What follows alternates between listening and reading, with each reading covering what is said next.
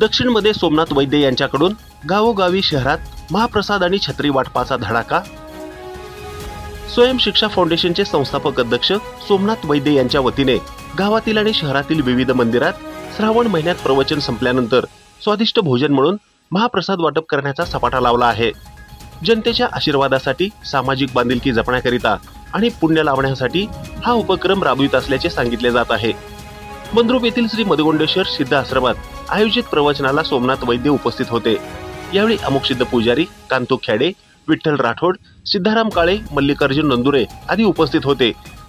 यावेळी बोलताना सोमनाथ वैद्य म्हणाले, अतिशय गरीब कुटुंबातून आपण स्वकर्तृत्वावर जीवनात पुढे आलो आहोत। आपल्याला समाजाची सेवा करायची आवड आहे।